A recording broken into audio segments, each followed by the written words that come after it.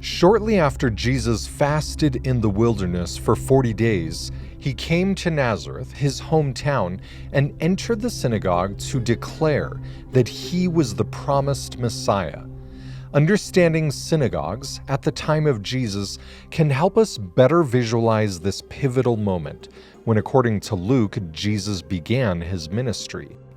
Several ancient synagogues dating to the time of Christ have been excavated in Israel, giving us a remarkable view of what it might have been like to worship and hear the Savior's words as he taught on this occasion. Synagogues were the main civic and religious center of Jewish life. The main worship hall was generally rectangular in shape, with stone benches around the sides where people could sit. Unlike most religious churches today, with pews facing one direction towards a pulpit, these stone perimeter benches allowed for more of a discussion or debate. Pillars within the chamber held up the ceiling, and thus blocked the view of some of the participants. This suggests that the building was designed primarily for hearing instead of seeing the speaker. Both men and women were allowed to attend, though women possibly sat in a separate area from the men and likely had minimal involvement except to listen to the teachings. As the townspeople entered the synagogue, the best seats were reserved for the high-ranking officials. These were likely on one of the lower benches or a single bench against the wall. These would have provided more space while separating them from the commoners. In addition, these reserved benches were likely not placed behind any of the pillars, allowing an unobstructed view of the reading and study of the Torah. Synagogues were normally quite plain in design. The floors would have been made of packed dirt or plaster. The walls would have also been plastered, though we do find some examples of colorfully painted frescoes. The Magdala Synagogue is one of the best preserved synagogues from the time of Jesus. While still fairly modest, some of its floors were decked with beautiful mosaic tiles, including in the main worship area, around the perimeter of the room, and also the room where the Torah scrolls may have been stored. The walls had beautiful frescoed panels. Several of the original remains still show the vivid colors of the original paint, and even the pillars themselves were plastered and painted in red. In the center of the main room stood an impressive stone-carved bench or podium, depicting one of the earliest examples of the tabernacle or temple menorah. The stone also portrayed other temple-related objects, including the table of showbread, possibly the altar of incense, and the Holy of Holies with the presence of God. It's thought that this stone served as a base for a wooden stand, upon which the Torah scroll could be read. Others have suggested that it also could have been used as a bench for sitting, or as a table for offerings brought to the synagogue, such as the offering of the firstfruits. Some synagogues also had secondary rooms which were likely used for small study groups. At the Magdala Synagogue, this type of room features a large rectangular stone with two carved notches. This stone may have been for holding open a Torah scroll as it was studied. Because the stone is low to the ground and surrounded by benches, it would have allowed multiple students to gather around the scroll as they learned to read and study the scriptures. It was also common to have a small storage room off the main room for holding the Torah scrolls. Each Sabbath, as the townspeople gathered at the synagogue, one person was assigned to read from the Torah. An attendant would retrieve a scroll from the Torah room or from a portable storage box and place it on the table at the center of the room.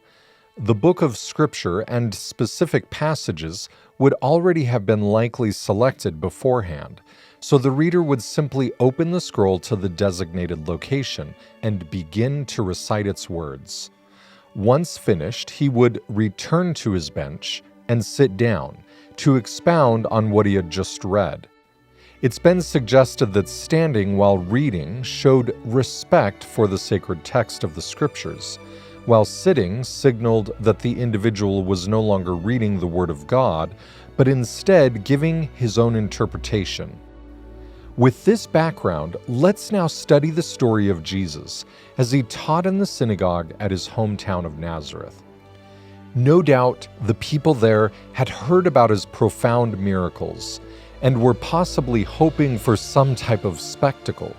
Jesus certainly stirred things up, but probably not in the way they expected. After entering the synagogue, Jesus stepped to the center of the room, was given the scroll of Isaiah, and began to read. "The Spirit of the Lord is upon me, because he hath anointed me to preach the gospel to the poor. He hath sent me to heal the brokenhearted, to preach deliverance to the captives, and recovering of sight to the blind, and to set at liberty them that are bruised, to preach the acceptable year of the Lord."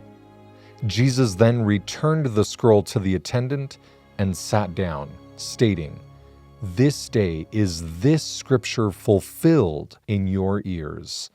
This bold declaration shocked his listeners, and for good reason. Jesus had just declared that he was the promised Messiah. The word often translated as Messiah or Christ in the New Testament comes from a Hebrew word meaning anointed. While prophets, priests, and kings were all anointed in ancient times, thus making them all types of a Messiah, this passage from Isaiah was thought to refer to the promised Messiah who would come to save or redeem Israel. Sadly, the people who watched Jesus grow up in their midst could not see him as anything but the son of Joseph. How could he be more than a common carpenter, like his earthly father? Enraged, they took hold of Jesus, thrust him out of their village, and then attempted to kill him by throwing him off of a cliff. However, his time had not yet come, and Jesus miraculously escaped through the crowd. If only the people of Nazareth had been more patient, they may have seen that each of the prophecies that Jesus read from Isaiah were fulfilled during his earthly ministry.